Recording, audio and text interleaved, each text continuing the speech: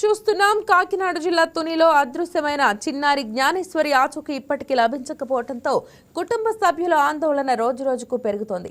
చిన్నారి కనిపించకుండా 18 రోజులు గడిచిన ఎలాంటి సమాచారం అందకపోవడంతో తల్లి భవానీ తీవ్ర మనోవేదనకు గురై అస్వస్థతకు లోనయ్యారు. ఇదిలా ఉండగా జ్ఞానేశ్వరి అదృశ్యంపై విచారణ చేపట్టిన ఏపీ హైకోర్టు ప్రభుత్వానికి కీలక ఆదేశాలు జారీ చేసింది. చిన్నారి ఆచూకీ కోసం తీసుకున్న చర్యలపై పూర్తి వివరాలతో స్టేటస్ రిపోర్ట్ సమర్పించాలని ఆదేశించింది. సుప్రీంకోర్టు మార్గదర్శకాల ప్రకారం రూపొందించిన ఎస్ఓపీని అనుసరించారా లేదా అనే అంశంపై కూడా విచారణ ఇవ్వాలని స్పష్టం చేసింది.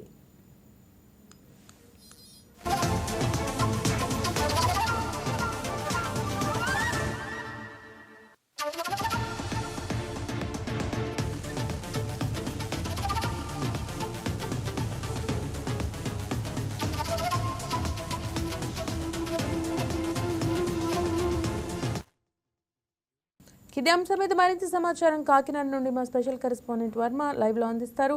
వర్మ, చెప్పండి, మరి జ్ఞానేశ్వరి ఆచూకీ పట్ల ప్రస్తుతం ఉన్న అప్డేట్స్ ఏంటి?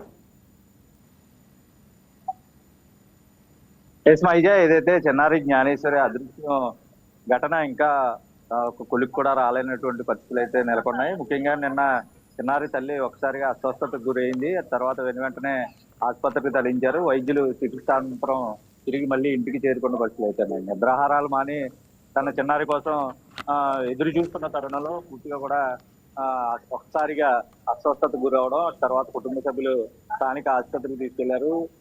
సెలైన్లు ఎక్కించిన తర్వాత తిండి తినకుండా ఇన్ని రోజులు నిద్ర కూడా మానేసిన పరిస్థితుల్లో ప్రస్తుతం అస్వస్థతకు గురైనట్లుగా వైద్యులు అయితే చెప్పారు. అయితే ప్రస్తుతం చిన్నారి ఆచూకీకి సంబంధించినంత వరకు 18 రోజులు అయితే గడిచాయి. 19వ రోజు కొనసాగుతుంది.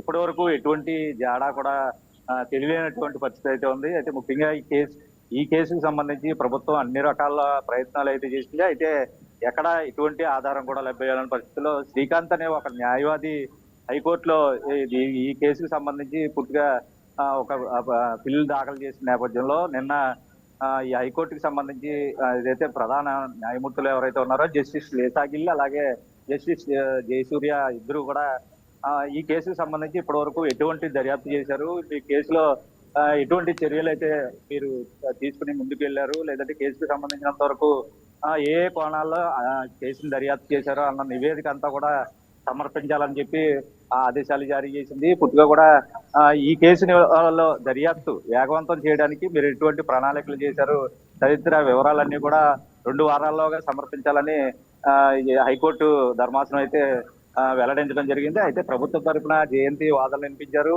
శ్రీకాంత్ అయితే వేసినటువంటి న్యాయవాది కేసుకు సంబంధించి అయితే జయంతి ప్రభుత్వం తరఫున వాదించినటువంటి న్యాయవాది జయంతి మరి కొంత సమయం కావాలి, పూర్తి వివరాలు అప్పుడు అందజేస్తామని అడిగినా సరే 2 వారాలు మాత్రమే సమయం ఇవ్వడం అయితే జరిగింది. అయితే కేసులో ప్రస్తుతం హైకోర్టు ఆదేశాలతో ప్రభుత్వం పూర్తిగా సాంకేతిక పరంగా అయితే ఈ కేసుని అలాగే మిస్సింగ్ కేసుగా పూర్తిగా కూడా ఇప్పటి వరకు ఏదైతే ఎవరైనా కిడ్నాప్ చేశారన్న కోణంలోనే దర్యాప్తు చేశారు. నిన్న నుంచి కూడా గాలింపు చర్యలను కూడా నిలిపివేసినటువంటి పరిస్థితి అయితే ఉంది. ఎందుకంటే ఇప్పటి వరకు 18 రోజుల పాటు పూర్తి స్థాయిలో గాలింపు చర్యలు చేసినటువంటి, ఎందుకంటే 500 పైబడి బృంద సభ్యులుగా పూర్తిగా దర్యాప్తు చేశారు. ఇందులో అటవీ శాఖ, పోలీసు, రెవెన్యూ అలాగే హనుమాన్ బృందాలు పూర్తి స్థాయిలో ఈ వెతుకులాట అయితే చేసి పెట్టాయి. అయితే ఎక్కడ ఎటువంటి ఆధారం లభించలేదు కాబట్టి ఆ కోణంలో ఇంకా వెతుకులాట నిలిపేయాలని భావించి ప్రభుత్వం కూడా నిలుపుదల అయితే చేసిన పరిస్థితులు అయితే ఉన్నాయి. ప్రస్తుతం సాంకేతిక పరంగా టెక్నికల్ ఆధారాల పరంగానే కాల్ డేటా పరంగా పూర్తిగా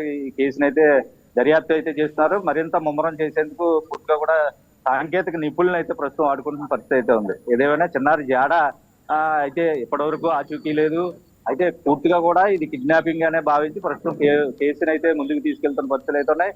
ఇప్పుడు హైకోర్టు ఆదేశాలతోటి కేసు మరింత ముమ్మరంగా కొనసాగే అవకాశాలు కూడా కనపడుతున్నాయి. ముఖ్యంగా ప్రత్యేకమైన బృందాలు, టెక్నికల్ బృందాలు కూడా నియమించారు.